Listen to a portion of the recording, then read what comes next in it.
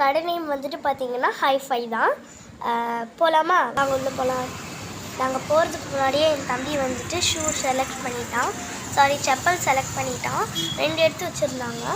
அதில் நாங்கள் வந்துட்டு க்ரீன் கலர் வந்து எடுத்துக்கிட்டோம். ஓகேன்னு சொன்னதுனால அவனும் ஓகேன்னு சொல்லிட்டான். குஷியாயிட்டான் பாருங்கள். அவனுக்கு அந்த செப்பல் பிடிச்சி போச்சுங்கிறதுனால அதையே வந்து போட்டுட்டு இருந்தான். அப்புறமா அது மேலே ஏறலான்னு வரான், ஆனால் ஏற முடியல. அப்புறம் ஓடிட்டான். அவன் வெக்கப்பட்டுட்டு ஓடி போயிட்டான். செப்பல் போட்டு நடந்து பார்க்குறான் பாருங்கள். அப்படியே வேக வேகமாக நடக்கிறாரு சாரு. நடந்து பார்க்குறாரு. ஓகேவான்னு கேட்குறாங்க. அவனும் இது ஓகே அப்படின்னு சொல்லிட்டான். வீட்டுக்கு வந்ததுக்கப்புறமா இந்த செப்பல் தான் வேணும்னு சொல்லி அடம் பிடிக்க போகிறான். அடம் பிடிக்க போகிறான். நான் எப்போ பார்த்தாலும் அதான் போடுவேன், வீட்டுக்குள்ளே கூட அதான் போட்டு வர போகிறான்னு நினைக்கிறேன். ஏன்னா இப்போவே இங்கே ரொம்ப இது பண்ணுறான்.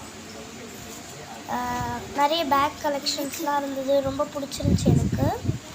நெக்ஸ்ட் வந்துட்டு பார்த்திங்கன்னா பேகெல்லாம் ரொம்ப அழகாக இருந்துச்சு, புது புது மாடலில் இருந்துச்சு, பார்க்க அழகாக இருந்துச்சு. குட்டி குட்டி பேக்ஸ்லாம் இருந்தது, பார்க்க க்யூட்டாக இருந்துச்சு. எங்கள் அப்பா கிட்டே கேட்டேன். அவர் சொன்னாங்க இன்னொரு நாள் நம்ம வந்து வாங்கிக்கலான்னு. கண்ணாடி போட்டு தலைவர் உட்காந்துருக்காரு. என்னை தொல்லை பண்ணோன்னே வந்து அங்கேயும் சீன் காட்டிகிட்ருக்கான். எனக்கு கோபமாக வந்துச்சு.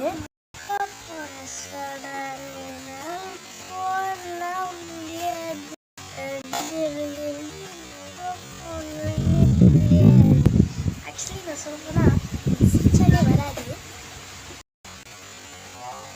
பின்னாடி பாருங்க அங்கே காமி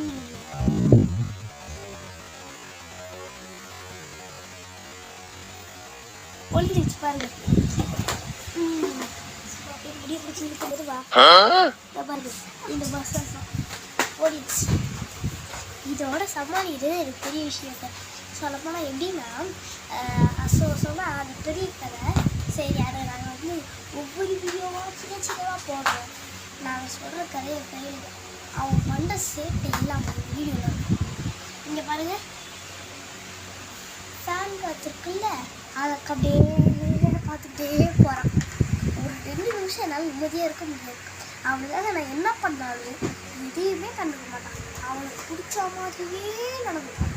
அவனுக்காக நம்ம விட்டு கொடுத்தாலும் ஆனால் அவன் எனக்கு விட்டு கொடுக்க மாட்டான். ஆனால் அவன் நம்பி இல்லை, நான் சேட்டை ஆரம்பிச்சிட்டான் பாரு. அவனை கொஞ்சம் நல்லா ஷூட் பண்ணிடுவேன்.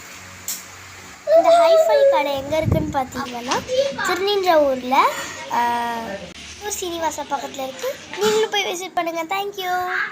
விலை கம்மியாகவும் இருக்குது. நீங்களும் போய் விசிட் பண்ணுங்கள். தேங்க்யூ.